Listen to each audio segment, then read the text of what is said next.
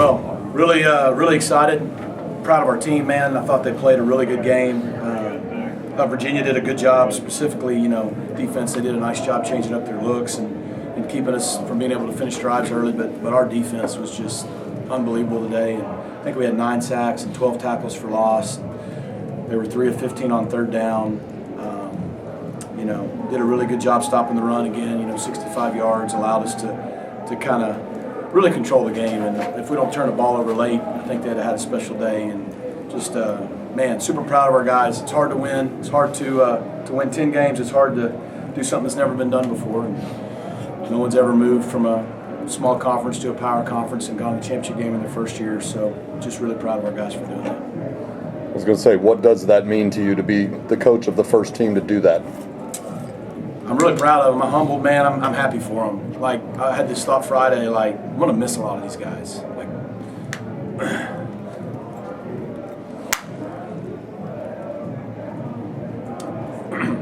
It's a fun group, man. They love playing together. They love playing for each other. They love playing for SMU. They don't care who gets the credit. And I think that's why they win. And it's special. And so I'm just a lucky guy who gets to be their coach. And so I know we're really motivated as coaches to do everything we can to put them in position to be successful. But today's a big deal. It's a big stinking deal. But job's not done. And just like when we got our 6th win to be bowl eligible, getting our 10th win and clinching a spot in Charlotte, it's hard to do. We're excited about that, but we got a home game against Cal. We need to finish this thing off right. We're still playing for a lot of other things. And we want to send our seniors out the right way. So we're going to celebrate this tonight on the flight home. It's going to be a lot of fun. Sunday, the players are off. Monday morning, we'll celebrate the win and get rolling on Cal just like we always do. But just really proud to be their coach right now. You choose to extend yesterday with SMU. What is it about this season that makes you see this program a part of your long-term future and wanting to stay here? I mean, it doesn't have anything to do with this season, although this season's awesome. And it's the vision. It's what we all knew could happen.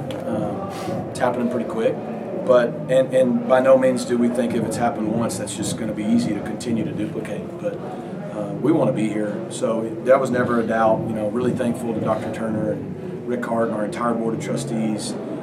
Bill's in here right now, and Bill and Liz, and David Miller, and everyone just for wanting us to be here. That's our deal. If we're wanted, we want to be here. And our kids are happy, I'm happy. So there was really never a doubt. I kind of hate when that stuff comes out the day before a game, because it's not about me. And when you get extended, that's extending our staff. We have the best staff in America. They're incredible. And the kids are the guys who go and do it. So, but really happy to know we get to be in Dallas a little longer. Coach, how do you balance staying healthy for the ACC championship and getting ready for Cal next week? Yeah, I think some years you'd say, man, maybe hold some guys or what.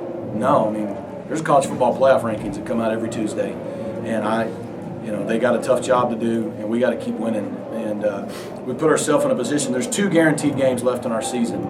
If we win one of them, I know we're in. If we win the other one, we still might be in. If we win them both, we're in. So we got to find a way to.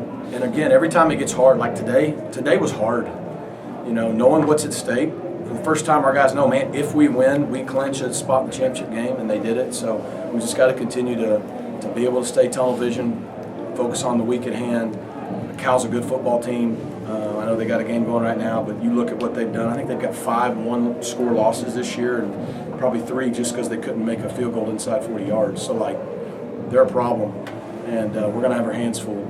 And we also want to continue to keep the winning way. So it'd be great to finish undefeated in the conference, win the regular season outright, and continue to hopefully, impress the committee and put ourselves in a position for a bid no matter what happens in the championship game. Nine sacks of Calandria today. Just, again, the defensive line. What can you say about their plan today and some of the plays that they made? Well, it's good to have Elijah Roberts back. It's good to have the depth we had. I haven't seen all the numbers. I know Turbo had a big day, and 9 sacks, 12 tackles for loss against a guy who's hard to tackle, probably against me back there, it's 16 sacks, right? So, at least the older me. And so you can't say enough about him. In the first half, I think the second drive, we had a really good drive offensively. And then we just kind of sputtered for a while. We went down and missed a field goal. I think we went down, I don't know what else we did. But, And they just kept stopping them. They stopped them on a 4th and short. They held them to a field goal miss. They stopped them on another 4th down. Allowed us to get the lead up to where it was at the half. 17-0, probably should have been about 24. But, and same thing in the second half. You know, the guy makes a great interception on Kevin on the first one. I mean, it was an incredible play. And they got the ball at the 30 or whatever it was, and they just keep them totally off the board. And then the last one, you know, again, if we don't turn it over on 25, I think they might have got the shutout. So really just incredible job by those guys. But it all starts up front. We stop the run, we can rush the passer, and they did that today. Kevin took a beating on that fumble. Was he okay? Because he was reaching the lower back. Yeah, he got hit in the back, the ribs. Again, he was able to come back in. And if it was anything serious at all, especially with the score, he wouldn't have gone in to hand the ball off. So he should be fine. Do you have any early thoughts on your possible opponents in the ACC championship game? No, I saw already Miami won, so we won't know until next week, right? So here's what we know: we're in it. You know, we know we're going to get a chance to play for it. I don't think our guys are going to have any trouble getting ready to play for that game. We need to focus on Cal. So it's awesome to have that ticket punched and to be able to play free next week without that pressure of, you know, everybody asking, hey, if you don't win, is this going to be a big collapse or something? We don't have to worry about that, but we do have to worry about Cal. And, you know, we need to keep our momentum going into that game. But it doesn't matter if it's Miami or Clemson. Both of those teams are top 12 caliber teams for a reason and year in, year out in it. So we're going to have our hands full, but we're going to focus on Cal. Any update on Jordan Hudson? And just he also had another strong day, I felt like, before he left. So yeah, he's playing well. I mean, I think the last 3 weeks are Jordan, Moochie, and Keyshawn, and of course Ryder Dance, but our outside receivers have really stepped up big. You know, people are starting to now try to stop the run with Brashard and Kevin. It's getting a little bit harder, but then we're getting the one-on-ones, and they're still playing off, and those guys are just making really good plays. And he got dinged on the one that they reviewed. And I don't know the extent of it. They wouldn't let him play in the second half, but he was out there very alert with the guys in the huddle every play. He seemed fine to me, so, you know, I'll find out more probably tomorrow. Usually Sunday, Monday, I get a little bit of better clarity on how severe it is in terms of availability for next week, but I don't think it's long term. After everything Jordan's given you, especially in the last few weeks, when he left the game today, how did that change the play calling, the scheme that you were able to use? Well, it just hurt our depth because with Romello being out, now Jordan's out, we're down to really Moochie and Keyshawn on the outside. And so for 2 reasons. One, when we got up 20, especially when we got up 26, we really slowed the game down and huddled more and just to slow it down, make sure we weren't getting our signals picked and all that. And just, you know, we wanted to run it better than we did.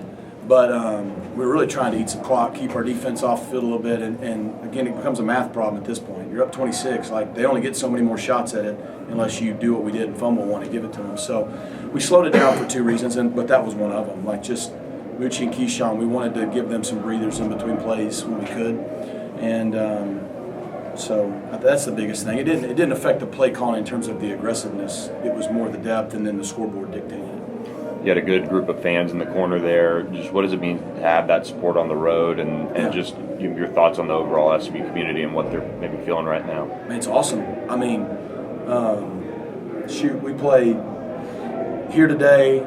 We played at Louisville. We played at Stanford. We played at Duke. And in all 4 of those games, there were many times throughout the game where I hear the chants of SMU from our crowds on the road. That's special.